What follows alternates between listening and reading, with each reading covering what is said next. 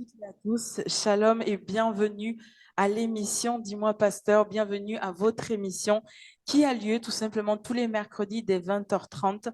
Vous êtes très nombreux à nous retrouver ce soir, très nombreux à nous suivre et nous bénissons vraiment le Seigneur pour cela. La parole de Dieu nous dit dans 1 Jean chapitre 4 versets 7 à 8, Bien-aimés, aimons-nous les uns les autres car l'amour est de Dieu et quiconque aime est né de Dieu et connaît Dieu. Celui qui n'aime pas n'a pas connu Dieu, car Dieu est amour. Alors, comment aimer selon Dieu? Comment aimer ceux qui nous ont fait du mal? Comment aimer sans intérêt dans ce monde qui devient de plus en plus individualiste, où les intérêts personnels sont vraiment mis en avant? Pour répondre à toutes ces questions, vous avez compris tout simplement, de toute façon, la question qui nous a été envoyée se porte sur l'amour que nous avons, que nous devons manifester vis-à-vis de notre prochain. Donc, pour répondre à toutes ces questions, nous avons le pasteur Pascal. Shalom, pasteur. Shalom, Lo, chers internautes. Shalom, shalom chez vous. Alors, pour commencer, pourquoi on peut manquer d'amour pour les autres? Moi, je dirais plutôt, on ne peut pas manquer d'amour pour les autres. Mais c'est vrai que quand nous parlons, c'est comme si c'est un fond, l'amour, c'est un fond que nous avons, que nous n'avons pas, que nous pouvons donner ou que nous ne pouvons pas donner. En fait, manquer d'amour, moi, je fais une différence entre manquer d'amour et la difficulté à exprimer des sentiments d'amour pour les gens. Sinon, nous avons l'amour de Dieu parce que Romains 5, verset 5 nous dit que l'amour de Dieu a été répandu dans nos cœurs par le Saint-Esprit. Donc, par défaut, déjà, personne ne peut se lever, c'est tout, celui qui connaît la parole de Dieu, personne ne peut se lever pour dire non, je manque d'amour pour telle personne. Non. En fait, je ne suis pas prêt à exprimer mes sentiments d'amour pour cette personne-là. Donc, c'est ça, en fait. On ne peut pas manquer d'amour. On ne peut pas. Parce que nous savons aimer nos enfants, nous savons aimer nos parents, nous savons aimer nos époux, nos épouses, mais sauf pour certaines personnes, on a du mal à exprimer les mêmes sentiments. Donc, à l'intérieur de nous, nous avons de l'amour, en fait, en réalité. Voilà ce que je peux dire là-dessus. Souvent, on entend, je suis vraiment rempli d'empathie, rempli d'empathie. Mhm. Quelle différence finalement entre empathie et amour? En fait, l'empathie, c'est une capacité de comprendre et de ressentir les émotions de l'autre. Donc, j'ai cette capacité, parce qu'il y a des gens, on dira pour certaines personnes, manquent d'empathie. Non. En fait, il y a des gens qui ne savent pas rentrer dans la vie émotionnelle des autres. Donc, ils manquent d'empathie. C'est une capacité où la personne se dit, OK, là, je vois la situation dans la vie de cette personne-là. En revanche, l'amour, c'est différent. L'amour, c'est un sentiment profond envers une personne, un sentiment de désir de la personne, de vouloir lui faire du bien. Voilà. Il y a un sentiment. Je dis pour l'empathie, c'est une qualité, c'est une capacité de pouvoir ressentir les émotions, la vie émotionnelle d'une personne. Par contre, l'amour, c'est moi qui amène mes sentiments envers l'autre personne. Dans ce sens-là. Ouais. Alors, comment expliquer clairement qu'il y a des personnes qu'on arrive à aimer comme ça du premier coup Ouais. et du coup, à contrario, des personnes pour lesquelles on a vraiment du mal en fait à aimer, à accepter des fois? Déjà, il faut savoir pourquoi nous, les êtres humains, nous faisons comme le choix. C'est pourquoi j'ai toujours dit, même dans les relations qui amènent au mariage, nous faisons le choix d'aimer et de ne pas aimer.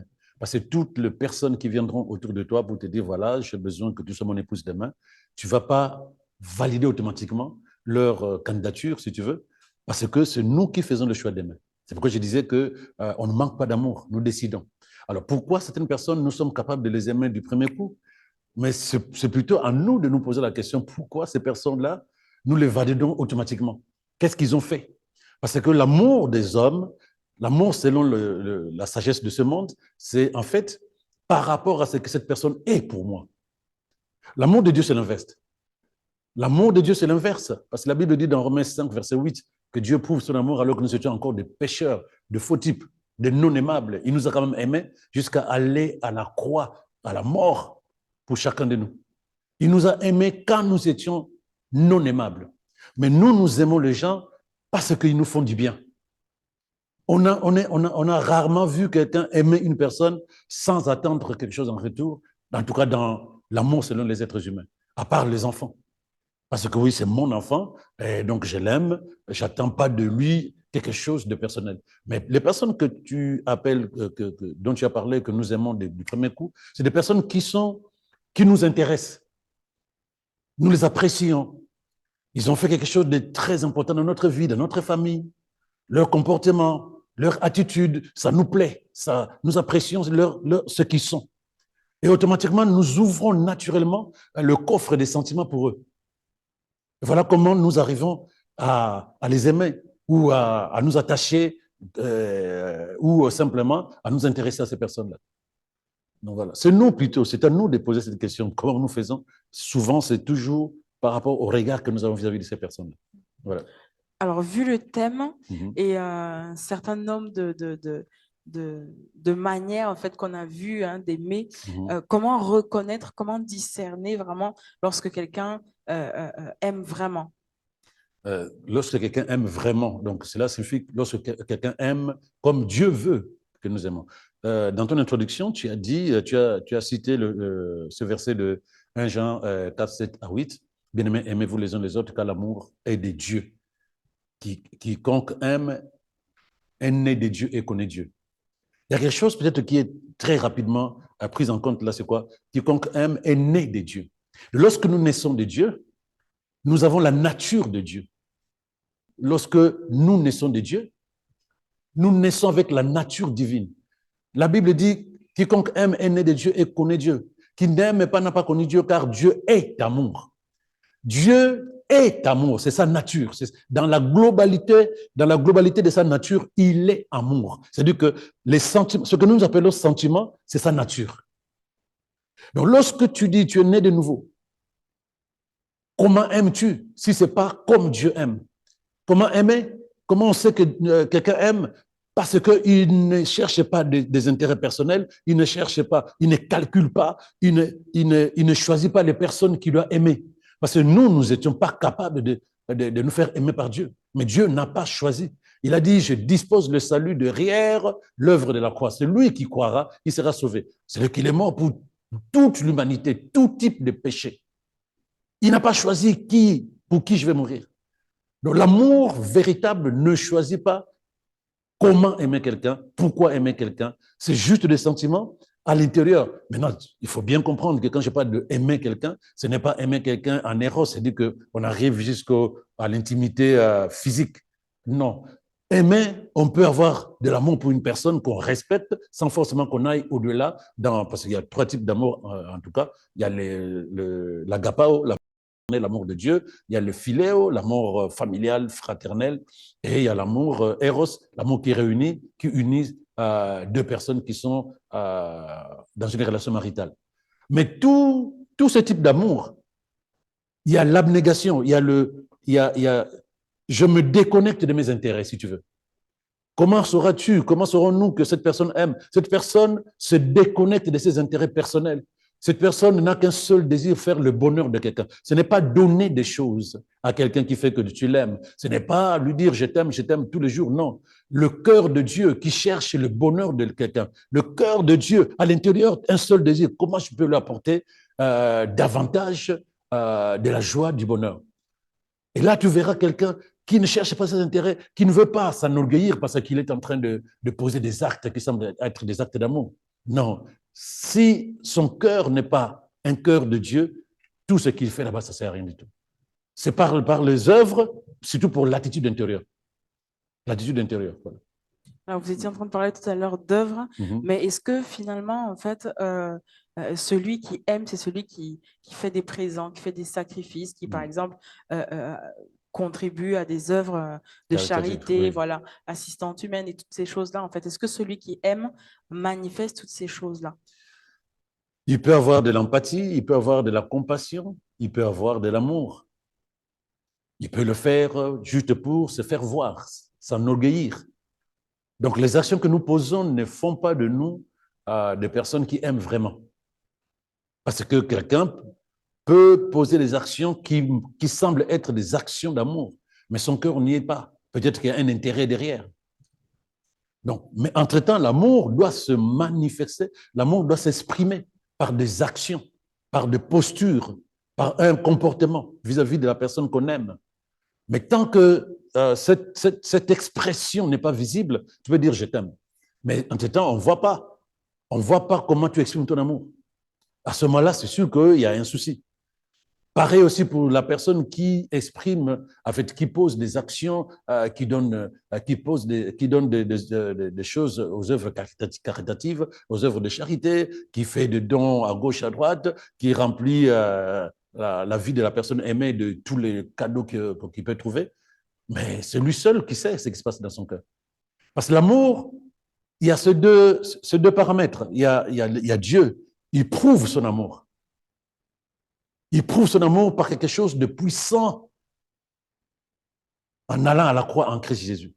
Mais en même temps, les êtres humains peuvent te dire je t'aime ou j'aime telle personne ou j'aime telle famille en posant des actions. Mais les actions n'expriment pas forcément l'amour. Alors, quelqu'un m'avait posé aussi cette question pendant longtemps. Alors, comment faire la différence? La différence, il n'y a que Dieu. Parce que Caïn avait offert des sacrifices à Dieu. Dieu a dit, je ne prends pas son cœur. Mais humainement parlant, nous ne serons pas vraiment capables de voir pourquoi une personne est en train de poser des actions qui ressemblent à des actions d'amour. Est-ce que cette personne aime ou a un intérêt derrière ou calcule ou cette personne est sincère dans son cœur?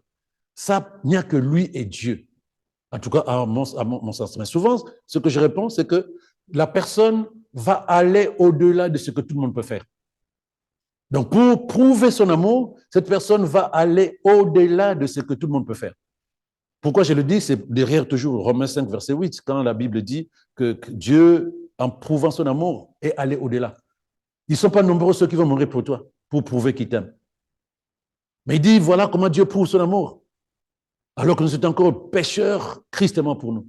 Donc, lorsque tu vois ces sacrifices qui vont au-delà, dis-toi qu'il y a quelque chose qui dépasse même la personne elle-même. Donc, voilà ce que je peux dire sur cette question.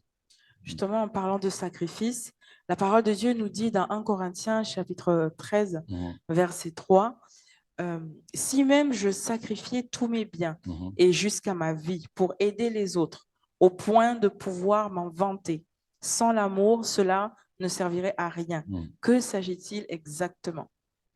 De quoi s'agit-il en fait? Ce que je disais tout à l'heure, c'est presque la réponse à cette question. Nous savons quand nous aimons.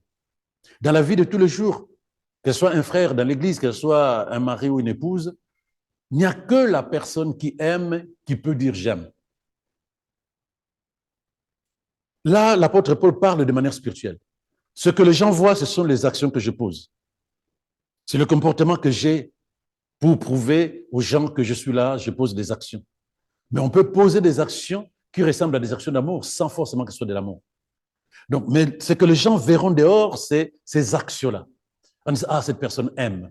Pourquoi? Ah ouais, voilà ce qu'elle a fait, voilà ce qu'elle a donné, voilà comment il s'est comporté. Mais l'apôtre Paul dit, l'amour, c'est quelque chose de spirituel. Parce que Dieu est amour. Donc, on ne peut pas évaluer l'amour avec des actions extérieures. On ne peut pas évaluer l'amour parce que la personne a posé des actions humaines. L'amour est spirituel. Donc, lorsque nous voulons vraiment aimer, n'aimons pas pour plaire aux autres. Il nous dit, tout ce que nous ferons, si ce n'est pas par rapport à notre soumission à la parole de Dieu, si ce n'est pas par rapport à notre filiation divine, puisque notre Père est amour, nous sommes naturellement amour, cela ne sert à rien de poser des actions qui ressemblent à des actions d'amour. Ce qu'il veut nous faire comprendre que nous devons prendre le sentiment d'amour, non pas comme un sentiment humain, mais c'est comme la manifestation de notre nature divine, puisque la Bible dit que notre Père, notre source est amour. Donc, tout ce que nous pouvons faire, si ce n'est pas derrière cette conscience que notre source, notre Dieu est amour, nous devons manifester notre nature divine, ça ne sert à rien de ce que nous faisons. Voilà ce qu'il veut nous faire comprendre là. Alors tout à l'heure, je vous ai posé la question de savoir comment aimer. Vous avez parlé de l'amour, en fait, dont la parole de Dieu parle, oui, de l'expression de l'amour de Dieu à travers son Fils qu'il a donné en sacrifice. Et la question du coup qui suit, c'est est-ce que l'amour est manifesté en fait différemment d'une personne à une autre? Euh, non. L'amour, c'est Dieu. La Bible dit que l'amour vient de Dieu. Quiconque aime est né de Dieu et connaît Dieu. Qui n'aime pas, entre guillemets, entre parenthèses, pardon, qui n'aime pas comme Dieu, ne connaît pas Dieu, car Dieu est amour. Donc, je ne peux pas te dire si l'amour, c'est par rapport à chaque personne. Je parlerai de personnalité. Je parlerai de caractère. Il y a des introvertis qui aiment, mais qui n'auront pas la facilité de ceux qui sont extravertis, qui vont venir en 30 secondes et dire hey, frère, je t'aime. Ah, Seigneur, je t'aime. Mais d'autres auront du mal à déclarer ce qui se passe à l'intérieur d'eux. Mais ça ne signifie pas qu'ils n'aiment pas. Donc, ce n'est pas ça qui fait la différence. Mais à l'intérieur, si les deux personnes, qu'elles soient l'introverti ou l'extraverti, aiment vraiment comme Dieu, ils vont se comporter selon Dieu et non pas selon ce que les gens attendent d'eux. Parce que l'introverti, sa nature ne lui permet pas de pouvoir s'extasier devant Dieu qui dit je t'aime ou bien devant un être humain en disant je t'aime mon frère ou ma soeur. Il ne va pas s'extasier. L'extraverti, il n'a pas le temps. Il sent le sentiment bouillonner à l'intérieur de lui, il va te le dire, il va crier vers toi en disant je t'aime. Donc ce n'est pas ça qui fait que aimer c'est par rapport à une personne, non. C'est plutôt l'expression qui fait la différence. C'est l'expression. Il faut bien préciser, il faut bien comprendre ce verset que tu as lu, qui est comme un fil conducteur pour moi. L'amour est de Dieu, quiconque aime est né de Dieu et connaît Dieu. Dans sa globalité, Dieu est amour. Nous ne pouvons pas nous poser des questions si on peut aimer d'une manière ou pas d'une autre. C'est notre nature. Nous ne sommes pas capables, si nous sommes conscients de notre nature divine, nous ne sommes pas capables de choisir comment aimer. C'est notre nature, pardon. Nous ne sommes pas capables de choisir comment aimer, qui aimer, de quelle manière. Naturellement, Dieu est le même, hier, aujourd'hui et éternellement. C'est Hébreux 13, verset 7. Mais entre-temps, pourquoi il nous le dit? Parce que il nous a été enseigné, toujours dans la parole de Dieu, qu'il n'y a aucune ombre de variation en Dieu. Il n'y a aucune ombre de variation. Donc, quand Dieu aime, il aime. Il ne choisit pas qui aimer. Donc, voilà, c'est Jacques 1, verset 17. Tout don bon et tout don parfait vient d'en haut et descend du Père de lumière, chez qui il n'y a ni variation, il faut bien écouter ça, ni ombre de changement. Donc, si Dieu, il n'y a aucune variation, si Dieu, il n'y a aucune ombre de changement, nous qui sommes ses enfants, on n'a pas le choix. Nous avons l'obligation de ne pas avoir de variation, de ne pas avoir de n'avoir aucune ombre de changement. Nous sommes tel il est, tel nous sommes. Par ce verset de tel il est, tel nous sommes, nous aimons le déclarer, le proclamer pour nos vies. Commençons aussi à déclarer tel il est, tel nous sommes dans la manière d'aimer. Parce que notre Dieu, il nous a aimés, il n'a jamais changé. Et tel il est, tel nous sommes aussi. Nous ne pouvons pas nous choisir qui aimer, comment l'aimer. Sinon, nous ne sommes pas des enfants de Dieu. Quiconque aime comme Dieu est né de Dieu et il connaît Dieu. C'est ça qui est précisé. Dieu est lumière, point de ténèbres en lui. Un enfant de Dieu, point de ténèbres en lui. N'est pas aimé, c'est des œuvres des ténèbres. Eh oui. Moi, surtout, en fait, moi, ce que je retiens de ça, c'est que l'amour, en fait, finalement, est avant tout spirituel. L'amour est spirituel. L'amour est spirituel. Parce que c'est la nature même de Dieu. C'est lui-même qui dit, il est amour. Voilà. Donc, on ne peut pas penser que c'est des sentiments que nous avons à l'intérieur de nous. Voilà. Non, c'est la manifestation de la nature divine. C'est ça. Voilà. Donc, est-ce que vous pouvez nous expliquer ce que signifie ce verset de Romains, chapitre 9, verset 13, quand Dieu dit « J'ai aimé Jacob et j'ai haï Ésaü ». Ok. J'ai aimé Jacob et j'ai haï Ésaü. Cela signifie simplement, si nous prenons ça à la lettre, que Dieu, il a aussi le temps d'aimer et de haïr, alors que nous, on nous interdit de haïr. Non, c'est pas ça. En fait, c'est là où les gens ont besoin de lire la parole de Dieu avec le Saint-Esprit pour la révélation, mais aussi avec la connaissance de comment la Bible a-t-elle été écrite. Parce que beaucoup de personnes ne connaissent pas d'où vient ce verset, parce que c'est lu dans Romains 13. En fait, ce verset se trouve dans Malachie 1, verset 2 à 3. Il dit ceci, je vous ai aimé, dit l'Éternel, et vous dites, en quoi nous as-tu aimé? Ésaü n'est-il pas frère de Jacob, dit l'Éternel. Cependant, j'ai aimé Jacob et j'ai eu de la haine pour Ésaü. J'ai fait de ces montagnes une solitude, j'ai livré son héritage au chacal du désert. Et c'est là qu'interviennent la compréhension et le discernement de comment les livres qui sont dans la Bible ont été. Il y a des livres poétiques, il y a des livres historiques, il y a voilà. Mais il faut bien discerner comment les choses ont été écrites à ce moment-là. Parce que quand tu lis les livres de Job, ce n'est pas la même chose que le chronique. Parce que chronique, c'est des chroniques, c'est-à-dire qu'on raconte ce qui s'est passé. Mais le livre de Job ou le livre ou c'est un livre des prophètes, c'est des livres poétiques. Donc, quand tu les lis avec l'intelligence, il faut apprendre à discerner pourquoi cette phrase-là, pourquoi ce mot-là. Mais quoi qu'il en soit, quel que soit le langage que les prophètes ont utilisé dans l'Ancien Testament, nous avons quelque chose qui peut nous amener à nous dire ce n'est pas ça la vérité spirituelle aujourd'hui en Christ. Lorsque tu lis ce verset-là, tu peux arriver à discerner ce verset derrière le message de réconciliation et du pardon, d'amour que Dieu a manifesté en Christ pour nous qui sommes en Christ. Pour nous qui sommes en Christ. Donc, Romains 5, 8, dont j'ai parlé tout à l'heure, nous rassure que Dieu n'a pas haï quelqu'un. Parce que la Bible dit que, alors que nous étions tous pécheurs, Christ est mort pour nous, pas nous, les chrétiens. Non, nous qui étions pécheurs. C'est-à-dire que le monde entier était dans le péché. Donc, il n'y avait pas quelqu'un que Dieu avait mis de côté. Christ est mort pour l'humanité. Donc, il n'y a pas quelqu'un que Dieu a haï. Aujourd'hui, pour que Dieu te prenne dans ses bras comme son enfant, il suffit que tu crois en Jésus comme Seigneur et Sauveur. Donc là, on transcende le verset de Malachie 1, verset 2 à 3. On le transcende dans Romains 5, verset 8. On dit, OK, en Christ, l'amour de Dieu s'est répandu dans le monde. Il n'y a plus quelqu'un qui est haï. Il aime tout le monde parce que Christ est venu pour sauver tout le monde par amour. Dieu a tellement aimé le monde, dit la Bible, qu'il a envoyé son Fils, qu'il a donné son Fils. Donc, il n'y a plus raison de penser que Dieu peut haïr, non. C'est une tournure poétique. Mais la vérité de Dieu, c'est que Dieu, n'ayant pas un cœur qui peut se diviser, tantôt il aime, tantôt il n'aime pas, sa nature est amour. Il ne peut pas décider aujourd'hui, je vais haïr. Sa nature est amour. Voilà. Là, vous êtes en train de nous parler de l'amour de Dieu, oui.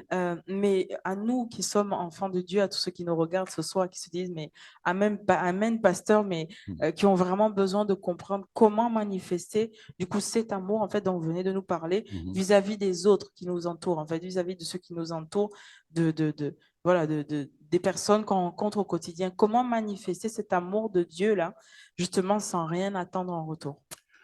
En fait, il y a une confusion chez les chrétiens. Je prie que le Saint-Esprit parle à quelqu'un ce soir pour être libéré. Il y a une confusion. Tout à l'heure, il y a deux versets qui nous accompagnent depuis le début. Romains 5, verset 5. L'amour de Dieu a été répandu dans nos cœurs par le Saint-Esprit. Mais j'aurais pu commencer par 1 Jean 4, verset 7 à 8, qui dit que celui qui aime comme Dieu est né des dieux. Et tout à l'heure, je disais que Dieu, c'est sa nature. Si nous naissons de Dieu, nous ne pouvons pas nous lever et réfléchir comment aimer. Parce que notre nature, c'est l'amour. Notre cœur, c'est l'amour, puisque notre cœur est identique au cœur de Dieu. Lorsque un lionceau naît, il n'a pas autre chose à l'intérieur de lui que l'ADN de son père et de sa mère. C'est un lion en devenir. Il n'a juste besoin que de grandir. Mais à l'intérieur de lui, il a tout l'ADN d'un carnivore, d'un prédateur. Quelle est la différence pour un enfant de Dieu d'aimer comme son père? Quelle est la difficulté, je voulais dire, pour un enfant de Dieu né de Dieu en Jésus-Christ? Quelle différence? Il n'y en a pas du tout. C'est à nous de nous dire, je veux aimer comme mon père aime. Cela signifie que je dois enlever tous les paramètres humains qui me poussent à aimer comme un être humain. Il dit dans Matthieu 22, verset 36 à 40, Jésus lui répondit, parce que quelqu'un lui a posé la question, comment aimer? Quel est le plus grand commandement, Il dit, tu aimeras le Seigneur ton Dieu de tout ton cœur, de toute ton âme, de toutes tes pensées. C'est là le plus grand commandement et le plus important. On pourrait s'arrêter là. Il dit, il faut aimer Dieu de tout ton cœur, ton âme, tes pensées. Bref, plus rien d'autre à l'intérieur de toi, si ce n'est que l'amour pour Dieu. Mais il continue. Mais il y a un second qui lui est semblable. Il faut bien comprendre comment Jésus parle. Il dit, OK, on lui a posé la question, quel est le plus grand commandement? Et lui, il dit, aime ton Dieu de tout ton cœur, ton âme et toute ta pensée. Et ensuite, il dit, il y a un second commandement qui ressemble à celui-là. Tu aimeras ton prochain comme toi-même. Quel lien il fait là? Pourquoi les deux commandements, il les met ensemble? Parce que tu dois aimer ton prochain comme tu aimes ton Dieu. Et comment aimer ton Dieu? Mais de tout ton cœur, de toute ton âme, de toutes tes pensées. Donc, tu ne peux pas aimer ton prochain si ton cœur n'y est pas. Tu ne parles pas d'amour là, parce que c'est ton cœur spirituel, c'est ton cœur d'enfant de Dieu, c'est ton cœur de nature de Dieu qui doit exprimer l'amour pour ton prochain. Il a collé les deux commandements ensemble. Si tu es capable d'aimer ton Dieu de tout ton cœur, de toute ton âme, de toutes tes pensées, tu es capable d'aimer ton frère de tout ton cœur, de toute ton âme, de toutes tes pensées. On ne peut pas réduire la manière d'aimer notre prochain par nos émotions. Parce qu'en fait, en vérité, ce que nous pensons être des sentiments, ce sont les émotions, puisque nous sommes capables d'arrêter d'aimer quelqu'un. L'amour de Dieu ne s'arrête pas parce que Dieu est éternel. Si nous sommes capables d'arrêter d'aimer, ce n'est pas de l'amour de Dieu. Voilà pourquoi il a collé ces deux versets ensemble. Il dit, tout ton cœur doit être tourné vers l'amour pour Dieu et l'amour pour ton prochain. Tant que ce n'est pas dans cette dimension spirituelle, nous n'aimons pas comme Dieu. Nous n'aimons pas comme Dieu. Voilà. Pasteur, comment manifester de manière pratico-pratique, comment manifester un tel cœur, en fait, finalement, qui aime son prochain parce que Dieu nous demande de le faire, nous recommande de le faire. Et vraiment, comment arriver, du coup, à changer, voilà, un cœur égoïste qui est centré sur soi, qui répond, en fait, à ses besoins personnels pour être vraiment un cœur aimant, tourné vers les autres. Avant notre nouvelle naissance, la Bible dit que nous marchions selon nos convoitises et les pulsions de notre âme. Nous marchions, nous étions prisonniers des émotions et de la culture de ce monde qui nous dit œil pour œil, dent pour dent. Mais quand nous naissons de nouveau, le cœur de Dieu demeure au-dedans de nous. La Bible dit que Dieu nous donne un nouveau cœur, un nouvel esprit lorsque nous naissons de nouveau. Un nouveau cœur, un cœur qui lui ressemble. Le cœur qui a mené Jésus à la croix, qui n'a pas regardé nos fautes, qui n'a pas regardé notre imperfection, qui nous a juste aimés sans rien attendre en retour. Il dit aussi que nous aurons un nouvel esprit. Un nouvel esprit signifie une autre mentalité. Nous ne fonctionnons pas, nous n'aimons pas par rapport à notre culture, nous n'aimons pas par rapport à notre expérience de vie, nous n'aimons pas par rapport à ce que nous estimons être important pour nous. Nous aimons naturellement parce que c'est notre nature, l'amour. Notre papa, il est amour. Nous ne pouvons pas, nous, choisir comment fonctionner dans ces choses-là qui s'appellent aimer. Ce n'est pas un sentiment, c'est notre nature. Pratico-pratique. Lorsque quelqu'un se dit « je suis né de nouveau », je suis enfant de Dieu. La première des choses, les choses anciennes sont passées, toutes choses sont devenues nouvelles. Je pourrais même ajouter derrière ce verset, les mentalités changent. La manière d'aimer change. Quand j'aimais comme un être humain, on me fait du bien, je fais du bien. Je t'apprécie, je t'aime. Je m'approche de toi. Tu me fais du mal, je te hais. Ça, c'est la manière de fonctionner de quelqu'un qui n'est pas né de nouveau. C'est ce que la Bible dit, celui qui est né de nouveau connaît Dieu. Est né de Dieu et connaît Dieu. Celui qui aime est né de Dieu et connaît Dieu. Mais celui qui n'aime pas comme Dieu n'est pas enfant de Dieu.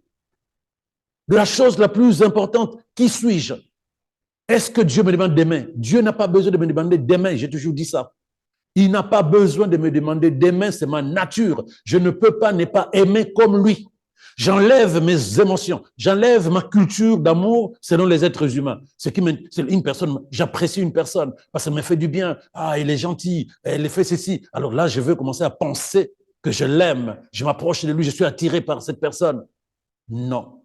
Je dois aimer tout le monde. Il y a ce verset qui dit, Luc 8, verset 27 à 28, « Quant à vous qui m'écoutez, Aujourd'hui, nous écoutons Dieu tous les jours. Je vous dis, aimez vos ennemis, faites du bien à ceux qui vous témoignent de la haine, invoquez la bénédiction divine sur ceux qui vous maudissent, intercédez pour ceux qui vous calomnient méchamment. Ça, c'est aimer comme Dieu. Ça, c'est l'amour de tout enfant de Dieu. Parce que Dieu ne cherche pas à savoir, ne cherche pas qui je dois aimer, qui je ne dois pas aimer. Dieu ne cherche pas à savoir qui je dois aimer. Il dit, tes ennemis, aime-les. Ceux qui te témoignent de la haine, invoque la bénédiction divine sur eux. Ceux qui te maudissent, ou qui te calomnient, intercède pour ces personnes-là. Là, c'est ça le vrai amour de Dieu. La personne qui arrive à ce niveau-là, c'est une personne qui développe l'amour, la nature de Dieu à l'intérieur de lui. La nature de Dieu. On ne peut pas choisir d'aimer. On ne peut pas manquer d'aimer. On ne peut pas s'interdire d'aimer. Ce n'est pas normal. C'est ma nature. Demande à un petit lionceau de manger des herbes. Demande à un petit lionceau d'aller manger, des herbes ou je sais pas, des graines. Impossible. Sa nature ne lui permet même pas de manger des graines, de manger des herbes. Il mange de la viande. C'est sa nature, c'est son ADN. Un enfant de Dieu, celui qui dit né de nouveau, ne peut pas s'hasarder en disant je peux choisir aimer, ne pas choisir d'aimer. Je peux donner de l'amour, ne pas donner. Je peux exprimer des sentiments envers une personne, ne pas exprimer des sentiments. Ce n'est pas normal parce que nous n'avons qu'une seule nature, celle de Dieu en Jésus-Christ. Amen. Tout à l'heure, vous avez dit que l'amour de Dieu est répandu dans nos cœurs Par le Saint-Esprit. par le Saint-Esprit. C'est la parole de Dieu qui nous le dit. Mais pourquoi, clairement, nous avons du mal des fois face à une situation, face à quelqu'un, nous avons du mal à aimer naturellement? Je reviens sur ce verset. 1 Jean 4, 7 à 8. Bien-aimés, et nous, les uns les autres, car l'amour vient de Dieu. Quiconque aime est né de Dieu et connaît Dieu. Je m'arrête là. Alors, acceptons, soyons d'accord avec Dieu qu'en Christ Jésus, nous naissons de nouveau. Qu'en Christ Jésus, les choses anciennes, les mentalités ont changé. Que nous sommes maintenant enfants de Dieu. Pas enfants de Dieu juste pour revendiquer l'héritage, les bénédictions. Enfants de Dieu pour revendiquer d'abord la nature divine. C'est à nous maintenant de développer, j'allais utiliser peut-être le verbe, c'est à nous de nous exercer. Parce que pendant longtemps, nous étions en train d'aimer à notre source humaine. Maintenant, nous sommes enfants de Dieu, les choses anciennes sont passées, toutes choses sont devenues nouvelles. Notre manière d'aimer aussi est devenue une nouvelle manière d'aimer selon Dieu. On ne voit plus ses intérêts personnels, parce que l'amour du monde, c'est d'abord ses intérêts. L'amour du monde, c'est d'abord ses intérêts. Tant que mes intérêts sont garantis par la personne qui est en face de moi, je veux ouvrir mon coffre de sentiments pour lui dire je t'aime. Moi, je t'aime bien, toi, tu es bien.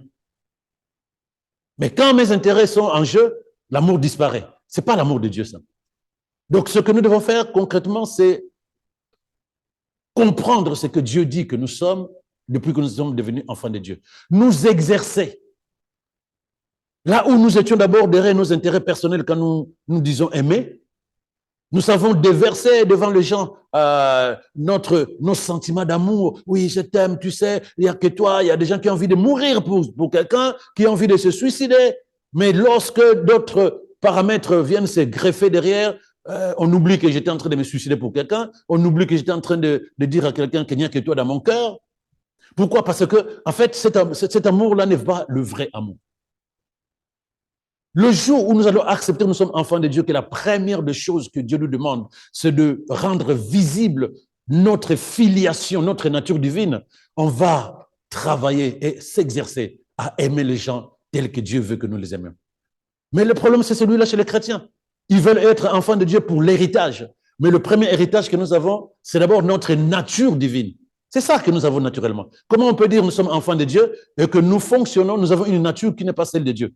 C'est comme si un lion a mis bas un lapin. Et là, le lapin dit, je suis l'enfant du lion. Mais ça ne se fait pas. Ça ne se fait pas du tout. Voilà. Merci, pasteur. Alors, je voudrais vous poser une question personnelle. Oui. Et d'ores et déjà, je m'excuse. Hein, je vous prie de m'excuser vraiment si ma question n'est pas appropriée. Donc, il y a quelques années, en fait, vous étiez pasteur dans une autre église, ici à Toulouse. Tout à fait. Et Dieu s'est servi de vous derrière cette institution pour implanter une église locale, du coup, sur la ville de Toulouse. Par la suite, il y a eu vraiment une violente rupture, en fait, qui vous a sûrement affecté d'une manière ou d'une autre. Et vous avez du coup quitté cette église pour implanter le refuge. Mais la question, en fait, c'est de savoir, après tous ces événements, après toute cette violence, est-ce que vous avez eu au-dedans de vous des sentiments de haine, voilà, des sentiments de haine ou de rancune? Non. Non. J'étais triste, c'est vrai. C'était violent, comme tu l'as dit, violent. Je ne souhaiterais à personne de vivre ce que j'ai vécu. Alors, pas du tout, même mon pire ennemi. C'était très violent. Mais je n'ai jamais eu, et devant Dieu, je n'ai jamais eu de sentiment de haine envers les autorités de l'église où j'étais. Jamais. J'étais triste, mais j'étais aussi en colère. En colère parce que je sentais comme si je n'étais pas compris. On ne m'a pas donné la possibilité, pas de me justifier, mais de présenter les choses telles qu'elles étaient.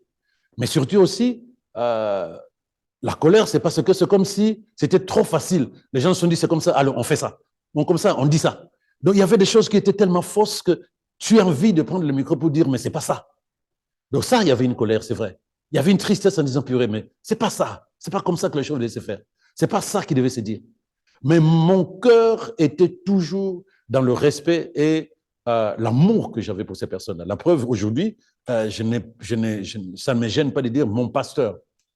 Il a été et il restera celui que Dieu a mis sur mon chemin en tant que berger pour me challenger, me développer.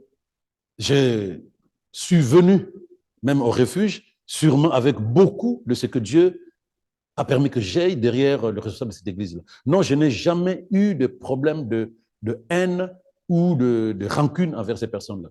Et ça, c'est un problème d'exercice. On peut se dire oui, non, c'est un problème d'exercice spirituel parce qu'il n'y a pas de raison.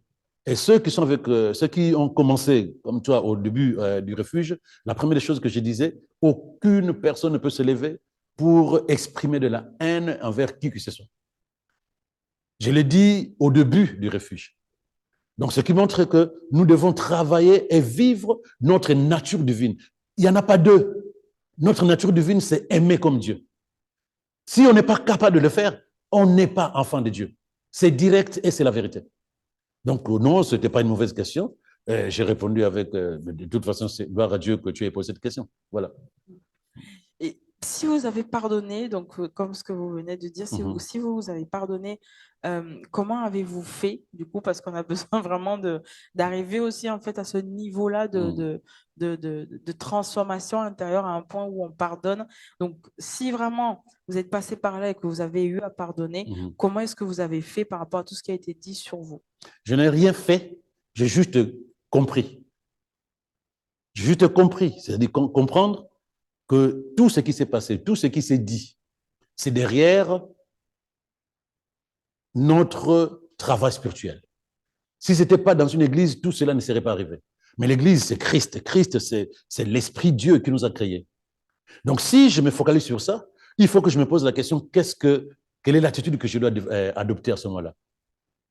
Même quand j'étais mal de chez mal, tu cherches aussi à savoir quelle attitude Dieu attend de moi. Et là, tu découvres que non, mais c'est la mort qui précède la vie.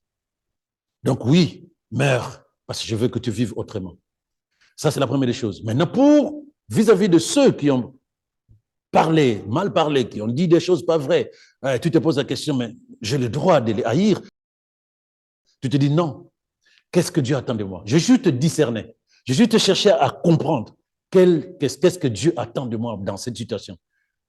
Pour mes responsables, mes pères, et pour toutes les personnes qui ont géré ça de leur manière pour prendre position, pour me détruire, eh bien, la seule chose que Dieu me disait, aime. Pourquoi? Parce que tu es mon fils. Tu n'as pas le choix. C'est ta nature. Donc, ce que j'ai dit tout à l'heure, c'est la même chose que l'Esprit m'a communiqué et j'ai fait le choix d'aimer. Il y a un frère, un pasteur qui m'a dit un jour, il m'a entendu le dire dans une conversation, dans une prédication, il m'a dit, c'est fort ce que tu as dit. Je fais le choix d'aimer. C'est un choix. Aimer quelqu'un, c'est un choix. Donc là où tu as la facilité de haïr, il faut faire le choix d'aimer. Voilà ce que je fais. Voilà. Amen, amen. Alors, faisons vraiment le choix d'aimer selon ce que la parole de Dieu Tout à fait. nous recommande de faire. Mhm. Pasteur, nous arrivons à la fin de cette émission D'accord. pour vraiment mettre un point vraiment d'ancrage sur cette question qui nous a été envoyée. Mhm. Comment aimer concrètement? Voilà, simplement de manière précise, comment aimer comme Dieu aime? D'accord. Bien-aimé, toi qui me regarde et qui m'écoute, en fait, c'est facile d'aimer comme Dieu. Tout à l'heure, je disais, c'est un choix. C'est la chose que Dieu ne va pas te demander de faire. C'est pourquoi il te dit, aime ton prochain comme toi-même. Pardonne à ce qui te fait du mal. Donc, il te laisse la liberté, il te laisse le choix. Maintenant, pose-toi la question, pourquoi, par amour pour Dieu, tu ne décides pas de pardonner, tu ne décides pas d'aimer comme Dieu t'a aimé toi. Parce que c'est ça qu'il a dit. Il a dit, aimez-vous les uns les autres comme moi je vous ai aimé. La chose la plus importante, qui es-tu? En tant qu'enfant de Dieu, qui es-tu? Ta nature spirituelle, ce que le monde ne voit pas. Ton cœur est spirituel, ce que le monde ne voit pas. Mais Dieu sait qui tu es. Toi, tu sais ce que la Bible dit te concernant ça. Il dit que tu es son enfant. Et lui, il dit qu'il est amour. Son enfant ne peut pas être autrement que lui. J'ai pris l'exemple tout à l'heure d'un lion. Un lapin ne peut pas dire que non, mon père, c'est le lion. Parce que ce n'est pas la même nature, ce n'est pas la même forme, ce n'est pas le même ADN.